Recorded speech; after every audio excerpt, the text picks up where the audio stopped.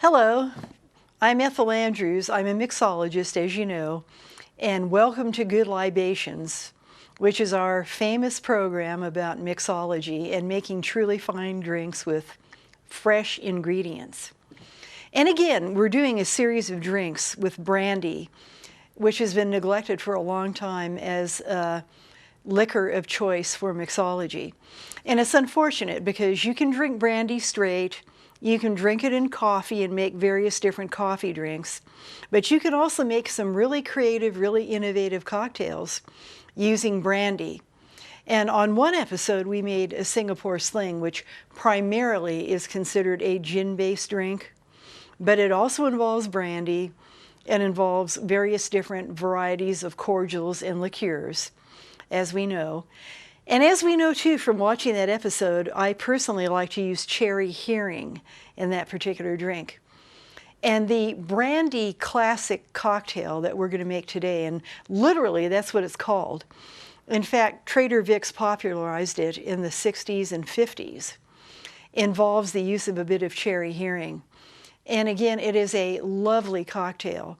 And cherry herring is a cordial that I particularly have a love for, as I mentioned on my episode about Singapore Slings. Yeah, cherry herring is actually made in Denmark by Peter Herring, whoever he may be. And I don't know exactly how they make this liqueur, but it has a flavor that is unsurpassed by any other liqueur or cordial.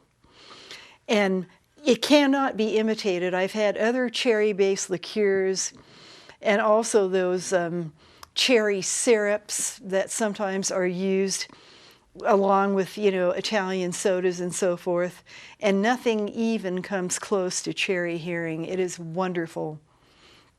And again, they must really macerate those cherries and use other ingredients to make it the unique cordial that it is. And again, we're going to make what is called a classic brandy cocktail today, incorporating brandy and cherry herring and various other ingredients. And what we're going to do first of all is, it's nice, I think, to use an old-fashioned glass for this cocktail. But you can use other glassware if you wish. You can even use a martini glass if you wish, but I personally think the old-fashioned glass is the way to go. And we're going to use the shaker to make this drink because I think that is the best way to go with this particular cocktail. So bear with me as I get my ice the clumsy way again. We know that other people have mentioned that it's nicer when you have a table, you can grab your ice handily and so forth. And that may be, but realistically speaking, if you're doing any type of an event, you're going to do lots of bending over for ice. So that's just the way it is. It may not look good, but it's the reality of mixology and bartending. So here we go.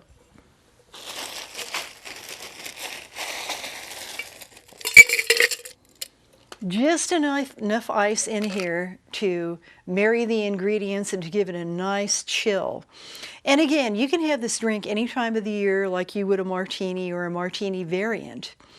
But it can be a very refreshing and pleasant drink to have in the summer. And the nice thing about this cocktail too is you don't have to add any sugar to it or simple syrup because the ingredients that are used in it provide enough sweetness and residual sugar, so to speak, that it's already in there. So here we go. We're going to add our brandy first of all. And again, this is not some expensive brandy that you go out and, spend a ton of money for. And certainly it is not a cognac. And it's kind of the same principle when you barbecue hamburgers. If you want a truly good hamburger, you're going to get meat that has a good ratio of fat to meat. In other words, you're going to get cheaper hamburger meat. If you get one that is more expensive, that has less ratio of fat to meat, you're going to have dried out, tasteless burgers. So the same thing if you're mixing drinks. It is actually better to use a more modestly priced liquor than a top shelf one that is meant to be consumed by itself and not mixed with something else. So again, it's a very modest brand of brandy. And again, we're going to add our cherry herring which, like I said, is one of my very favorite cordials. And a lot of times people say, you know, you rarely measure, I don't know how much to put in. Well, the ratio, roughly speaking, should be half the amount of whatever you choose to put in of the brandy. The cherry herring should be roughly half the amount. And if you want to use, you know, a measure, a jigger or the shaker top, you can, you know, as the medium to do that. But again, I usually prefer to free pour when I make my cocktails. And again, with this drink, as is similar with the Singapore Sling, we want to add a bit of lemon, fresh lemon, and just a bit, not a gigantic amount of it that's going to overpower the alcohol. So we're going to do that, and we're going to leave the spent shell in the shaker. And then we're going to do the same thing again with lime, just a bit of lime. And we're going to add, again, just a bit of maraschino juice, mainly to give it color. And again, you can also use maraschino liqueur if you wish. It's expensive, but it does add that maraschino flavor if that's what you wish to do. But I don't find that particularly necessary, especially if you're going to use the cherry herring. It's unnecessary. And then we're going to add a bit more orange than we did with our Singapore Sling, fresh orange squeezed in.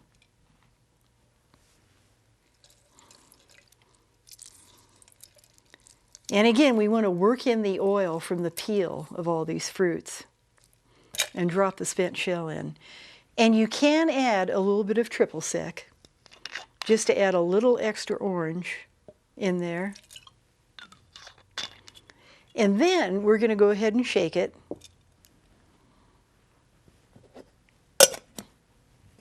And we're going to add some ice,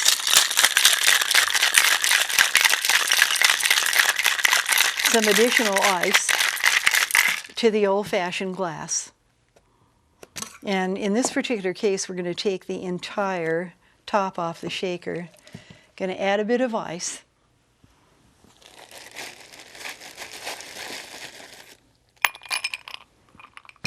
And divest what is in here into the glass. And again, this really produces a lovely cocktail based again on brandy. And if you wish, and I do wish, I'm going to add a maraschino cherry as a garnish. And I'm going to add maybe a wheel of lemon peel, or a wedge perhaps. And again, this is mostly for the sake of garnishing and making the drink attractive. And we're going to add a little bit of the orange zest. Again, mostly for aesthetic appeal, and work a little more oil out of it. And again, we'll see if this drink is as tasty as it sounds. Oh yes, that is really nice. And again, you can taste the brandy, you can taste the cherry herring, and the uniformity and the blending of the ingredients all stand out without one overwhelming the other. And again, it's the balance of the ingredients of this drink that make it what it is. That is why it is called the classic brandy cocktail, because it truly is lovely. And again, that really is nice. Really unique too. This is not a drink that you will tend to find commonly at parties, and certainly not commonly at different favorite watering holes. It's something that you would have to specifically request. And again, we want to emphasize that when we enjoy our good libations and our drinks, that we drink with moderation and sensibleness and show respect for others and for our community. Let's keep our community safe and well spoken of. And I want to thank you again for tuning in to another episode of Good Libations. I'm Ethel Andrews. I'm a mixologist. And we look forward to more episodes. And again, my poor tiki banner is missing in action, but we'll work on that so that we have that return to the show again, because it's kind of a signature and a trademark. So I hope you enjoy this cocktail. Give it a try at home. Thank you again. Goodbye.